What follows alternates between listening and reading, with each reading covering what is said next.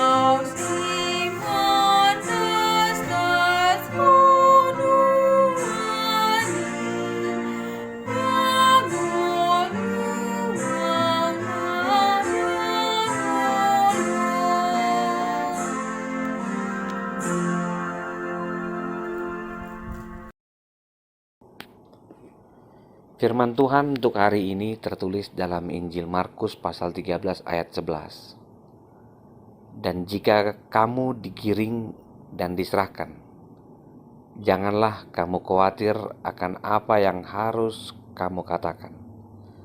Tetapi katakanlah apa yang dikaruniakan kepadamu pada saat itu juga. Sebab bukan kamu yang berkata-kata, melainkan Roh Kudus.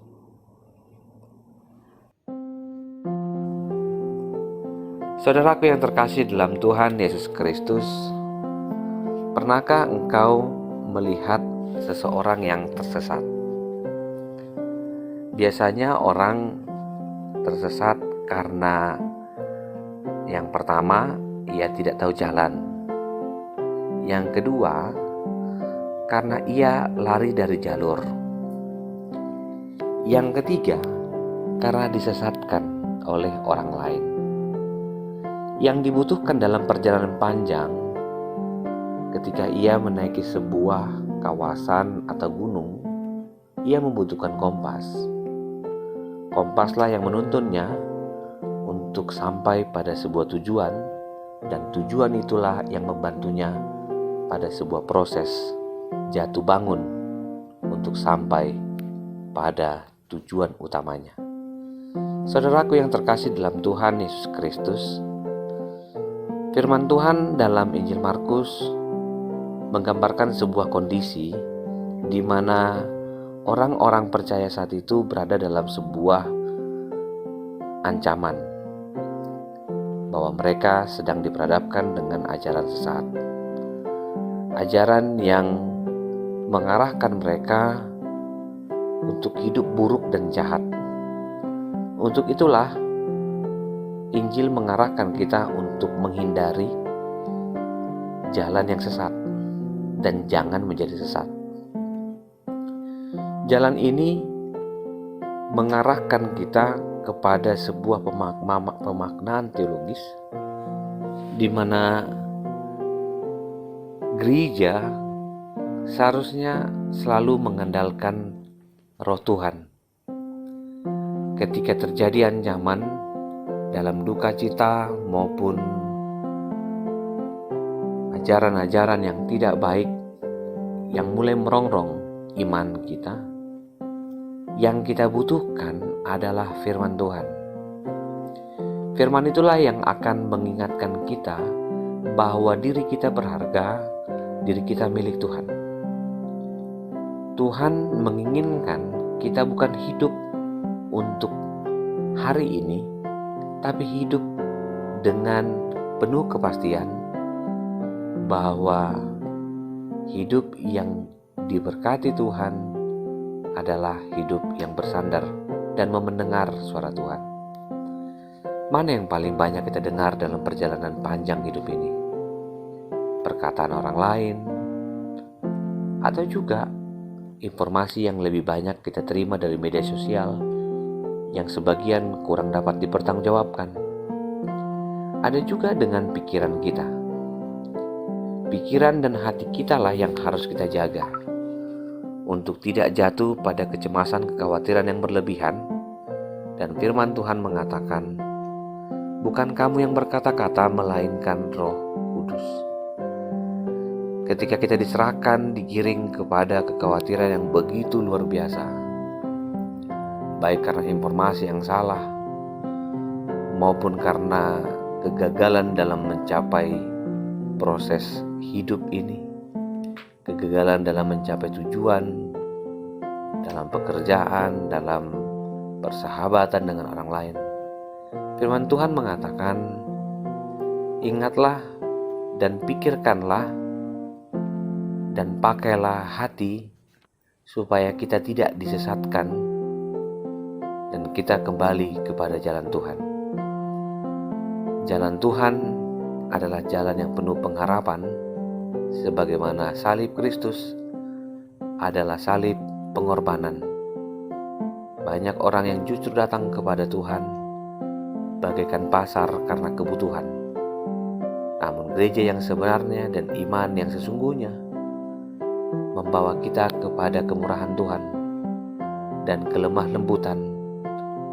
Kita dipanggil, kita dipersilakan masuk dalam salib Kristus untuk mendapati bahwa hidup yang berkorban, pengorbanan kita adalah masuk ke dalam Kristus. Percayalah pada perjalanan hidupmu hari ini dengan selalu mengandalkan Roh Kudus, mengandalkan hidup yang berpengharapan dengan doa dan karya dan iman. Kita disadarkan dan terus peka untuk kembali kepada pikiran dan hati kita yang disandarkan, ditambatkan kepada firman Tuhan. Hindarilah menuhankan manusia dengan segala ajarannya.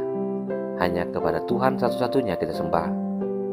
Dengan firman yang kita dengar, itulah menjadi dasar bahwa firman yang menghidupkan, firman yang bekerja akan mampu menuntun kita menjadi kompas hidup dan tidak menjadi sesat. Selamat berkarya, dan khawatirmu ubahlah menjadi ketaatan untuk percaya bahwa rencana Tuhan tidak akan pernah terlambat.